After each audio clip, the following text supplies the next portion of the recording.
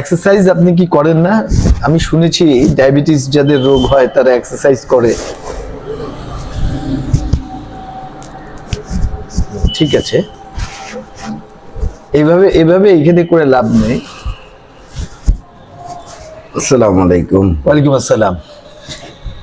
Exercise বাসায় করার জায়গা, কোনো অনুষ্ঠানে এসে পোলাইটলি এবং সুন্দরভাবে কথা বলতে হয়। আমাদের এসডিএস ফালতু কথা আপনাকে স্বাগত।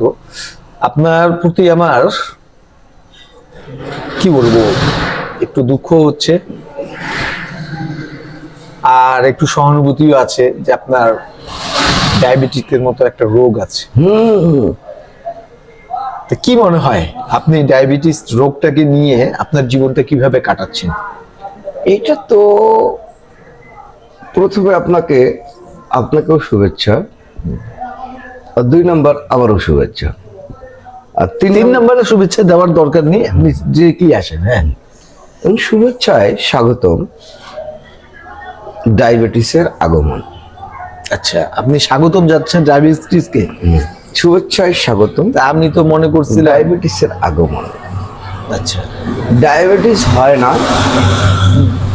ডায়াবেটিস হয় না আর মানুষের শরীর থেকে যায় না।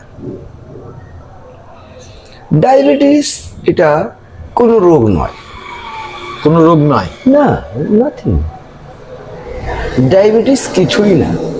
আচ্ছা, ডায়াবেটিসকে মানুষ কি জন্য দোষ দেয় আমি জানি না। আচ্ছা, ডায়াবেটিস কিছুই না। আমি তো শুনি যে মানুষের জীবনকে অতিষ্ঠ করে তোলে। সম্পূর্ণ ভুল ইনফরমেশন। নাওয়া খাওয়া সব বন্ধ হয়ে যায়, বিশেষ করে মিষ্টি জাতীয় জিনিস খেতেই পারে না। সম্পূর্ণ ভুল ইনফরমেশন তোমাকে যে দিয়েছে, সম্পূর্ণ ভুল ইনফরমেশন। আপনি আমার ফালতু কথার এসডিএস ফালতু কথার অনুষ্ঠানে এসেছেন জি। এবং আপনি লাইভে আছেন, দর্শক আছি। আপনাকে দেখছেন, আপনি বলতেছেন ডায়াবেটিস ফালতু একটা জিনিস। না, আমি ফালতুর কথা বলি তাইলে আমি বললাম ডায়াবেটিস কোনো রোগই না। ডায়াবেটিস কোনো রোগে না। যেমন দেখো, তোমার যদি গলা ব্যথা হয় তো তোমাকে ওষুধ খেতে হয়। হুম। নাকে ব্যথা হলে ওষুধ খেতে হয়। চোখ ব্যথা হলে চশমা পড়তে হয় অথবা ড্রপ দিতে হয়। কানে ব্যথা হইলে প্রচুর ব্যথা করে। তার মধ্যে মনে পড়ে গেল 3টি ব্যথা সবচেয়ে চমৎকার ব্যথা।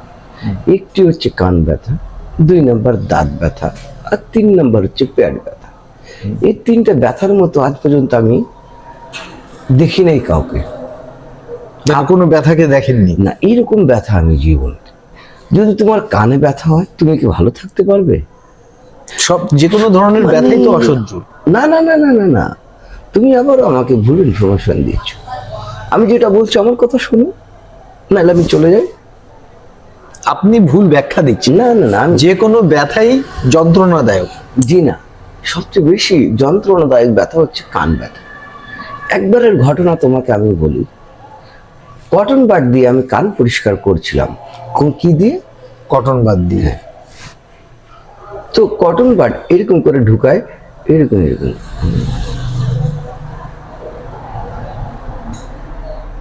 হ্যাঁ, আপনি এখন বলেন। না, এই কানে হয় নাই তো সমস্যা, এই কানে। আচ্ছা, তবে তো আমাকে ওইখানে কটন বাদ কেন ঢুকালেন? মানে প্রথমে তো ডান কাত দিয়ে শুরু করতে লাগে। যে কোনো কিছু আমরা মুসলমান মানুষ, আমরা ডান হাত দিয়ে শুরু করি। আচ্ছা, তারপর বাম কানে আসলাম। যেহেতু বাম হাত নোংরা থাকে, আমরা হাত দিয়ে সবকিছু খারাপ কাজগুলোই করি। ভিতরে থাকে গেল ভাঙ্গে তুলা। তুলা ভাঙে ভিতরে থেকে গেল। আচ্ছা, তারপর? আমার অজান্তে, আমার অজান্তে। আমি জানি না। আচ্ছা, এখন কানের ভিতরে কেন যে আমি আওয়াজ কম শুনতে পাচ্ছি। আচ্ছা, এখন আওয়াজ তো কম শুনতে পাচ্ছি, এটা নাহলে সহ্য করা যায়। দ্বিতীয় দিন আর কান থেকে ভো ভো ভো ভো ভো ভো ভো ভো ভো। আগে বিটিভি দেখতে। তখনও কি আপনার ডায়াবেটিস ছিল? না না, আমি বলছি তুমি বিটিভি দেখতে আগে কখনো? বিডিবি তো আগে যখন বিটিভিতে পর্দা পড়ে যাইতো এবং এক ধরনের শব্দ হইতো, হ্যাঁ শব্দ হইতো, কানে কেমন লাগতো? তালা লেগে যেত, কেমন অসহ্য। আর চোখ একবারে কেমন করে কিছু দেখা যেত। সেই কাজ হয়েছে আমার সাথে কানের মধ্যে। আচ্ছা, তা আমি বললাম অনেক বছর তো হয়ে গেল, আমি পর্দা পরা টিভি দেখি না, কানে এরকম ব্যথা কেন হলো? পরে আমি একটা ডেন্টিস্টের কাছে গেছি কান দেখানোর জন্য। কানের প্রবলেম, আপনি ডেন্টিস্টের কাছে গেছেন? তো সরি, ওই যে কান স্পেশালিস্ট কে কি কয়, ইএনটি হ্যাঁ ইএনটি ডাক্তারের কাছে হ্যাঁ, গিয়েছেন। ইএনটি মানে ইলেকট্রনিক্স টেকনোলজি। ইয়ার, হ্যাঁ নোজ হ্যাঁ। And throat. ও নাক, কান, গলা। কি বলে ওটাকে? ইয়ার, না না না না না না, শর্টকাট কি বললো? ইএনটি। তাহলে টিএনটি, টিএনটি লেখে যে ওই যে টেলিকমিউনিকেশন বোর্ডের মধ্যে যে দেখা যায়। ওটা টিএনটি, হ্যাঁ তো ইএনটি টেলিগ্রাফ এন্ড টেলিফোন। হ্যাঁ তো তাহলে এটা ইএনটি কিভাবে হলো? আপনি আপনি আপনি আপনার কথাটাই বলুন। ও হ্যাঁ, ডায়াবেটিস নিয়ে কথা বলতে আপনার সাথে আসছি। আমি বলছি। তো আমি কানের ডাক্তারের কাছে গেলাম। প্রথমে ভুল হয়ে গেছে, দাঁতের কথা বলছি, দাঁতের মধ্যে সমস্যা, এগুলো আমি পরে মনে রাখিও। তো কানের ডাক্তারের কাছে গেছি, বললো কি সমস্যা? আমি বললাম তেমন কোনো সমস্যা না। আচ্ছা, তো আমার এখানে আগমন কেন? বললাম কিছু একটা সমস্যা। তো বললো আপনি বললেন না এখন না কোনো সমস্যা নেই। বললাম না সেরকম সমস্যা না, তা আপনি আমার কাছে আসলেন কেন? আমি বললাম, কিছু একটা সমস্যা। আচ্ছা। আমি গতকাল একটি কটন বাড নিয়েছিলাম, আপনার কাছে কটন বাড আছে? ডাক্তার বললো আছে। বললো দেন একটা। এই কটন বাড নিয়ে এরকম করে ঘুরাইলাম, সুন্দর লাগলো, মজা পাইলাম।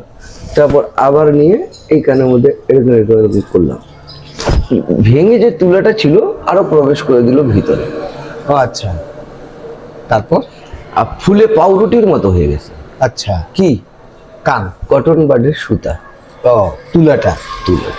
কান কখনো ফুলে পাউরুটি হয় বোকা? কান তো কানের মতোই থাকে, ভিতরে যে জিনিসটি ছিল তার।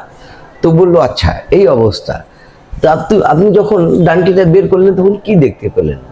তাই বললাম এখন যেটা দেখতে পেলাম। বলে কি দেখতে পেলেন? ওইটারও তুলে খুলে আবারও থাকে গেল। আচ্ছা, এখন কয়টা হইলো? দুইটা। আরেকবার হইলে তো হ্যাট্রিক হয়ে যেত। তো হ্যাট্রিক করার মতো আমার কাছে শক্তি ছিল না ভাই। আচ্ছা, এখন আমি বললাম এটার আপনি চিকিৎসা দেন। তো প্রথমে যেটা ছিল সেটা একটা চিমটা দিয়ে ধরে টান দিয়ে ইজি মনে হচ্ছে কি রংপুর রেল লাইনের উপর থেকে কোনো লোকাল ট্রেন যাচ্ছে, এ তো ইজি ভাবে বের করে দিয়েছে, ঝাঁকিটাকে কিচ্ছু খায়নি। তারপরে যে অবস্থাটা হলো সেটা হলো গিয়া ভাই তোমাকে কি বলবো, সে আমার কানের মধ্যে ক্যামেরা ঢুকাইলো। আচ্ছা, আর সামনে একটা বিশাল ছোট একটা মনিটর, বিশাল ছোট একটা মনিটর। ওর মধ্যে দেখাচ্ছে যে কটন বাডটি একবারে সুন্দর করে ফুলে ডিম হয়ে আছে। আচ্ছা, এবং গোস্তের মধ্যে লেগে আছে। তো পরে বললো যে ভাই আপনার তো 7,000 টাকা লাগবে অপারেশন না তুলা বের করতে। আচ্ছা, তাহলে করেন। তো দরদাম করতে করতে 1 টাকা কমাইছিল উনি, 6,999। তারপর উনি একটা চিমটা ঢুকায় যখন আস্তে আস্তে আস্তে আস্তে বের করে দিলেন তখন কানের ব্যথাটা কমলো। এই থেকে আমি চিন্তা ভাবনা করছি যে ডায়াবেটিস কোনো রোগ না, ডায়াবেটিসে তোমার কোনো শরীরে কোনো ব্যথা হয় না। তো যেখানে ঘা হয় সেই ঘা তো দীর্ঘদিন পর্যন্ত থাকে, সহজে সারে না। ওটা তো যারা মিষ্টি খায় না তাদের, যারা মিষ্টি খায় না তাদের এটা হয়। হ্যাঁ যারা মিষ্টি খায় না, যেমন ধরো রসগোল্লা রস সহ, তারপর তোমার চিনি শিরা ঘন, তাও কনডেন্স মিল্ক, তারপর তোমার হচ্ছে ওই যে গোল গোল থাকে না এরকম করে রসমঞ্জরি, আমার খুব পছন্দনীয় জিনিস। তারপর হচ্ছে তোমার আরেকটা জিনিস, এইসব জিনিস তো নিষিদ্ধ না বলতেছি, ছানা সন্দেশ, এগুলা ডায়াবেটিস হইলে সবচেয়ে বেশি পরিমাণ খাওয়া উচিত। এগুলো তো ডাক্তার বলে নিষিদ্ধ। না ডাক্তাররা কি জানে? আপনি ডায়াবেটিস আসলে রোগী কি রোগী না? আমি নিজে একজন ডায়াবেটিস। আপনি নিজেই একজন ডায়াবেটিস। এগুলো কোনো বিষয় না, তুমি পেট ভরে 3 বেলা খাবা আর সারাদিন ঘুমাবা, ডায়াবেটিস হবে না, কোনো সমস্যা হবে না ডায়াবেটিসের। ডায়াবেটিস চায় আরাম। আচ্ছা, ডায়াবেটিস হইলে যেমন তোমার হার্টের রোগ হবে না, কিডনির রোগ হবে না, পায়ে পচন ধরবে না, দাঁতের মাড়ি ভালো থাকবে, চোখের জ্যোতি ভালো থাকবে, মাথার চুল কমবে না। তোমার যেমন মাথার চুল কমছে, তোমার কি ডায়াবেটিস? না আলহামদুলিল্লাহ আমার নেই। তোমার যেমন ধরো দাঁতের কখনো ব্যথা করে, এটার জন্য কি তোমার ডায়াবেটিস? না। কখনো না। তুমি চশমা পরার জন্য কি তোমার ডায়াবেটিস? কিন্তু যাদের ডায়াবেটিস আছে আমি যতটুকু জানি তারা এইসব মিষ্টি জাতীয় জিনিস অ্যাভয়েড করে চলে। তারা ভুল করে, পুরো দমে ভুল করে। কারণ হইলো এইসব যেটা রোগের কথা বললেন, ডায়াবেটিসে মিষ্টি জাতীয় জিনিস বা পরিমিত খাবার না খেলে এই জিনিসগুলোর রোগ যেটা হয়, যেমন কিডনির রোগ, চোখের রোগ, পায়ের রোগ, পচন ধরলে এই রোগগুলো লং টার্ম ভোগায়, না, না, সহজে ঠিক হতে চায় না। দেখো, হোগায় বলতে মুখ খারাপ করতে পারবা না তুমি। হোগায় যে জিনিসটা আছে, হোগায় না, হোগায় কখনো কিচ্ছু হয় না। হোগায় হয় শুধুমাত্র পাইলস। আর পাইলসটা হচ্ছে চমৎকার একটা রোগ। এই রোগটা হইলে সবচেয়ে ভালো জিনিস কি, যেমন কোষ্ঠকাঠিন্য হয়। কোষ্ঠকাঠিন্য ঘটনা শোনো, কোষ্ঠকাঠিন্য হলে সকালবেলা যখন তুমি মলত্যাগ করতে যাবা, তুমি তখন তোমার মন্ত্র পড়তে থাকা, বের হয় না। কি মল বের হয় না। তার এবার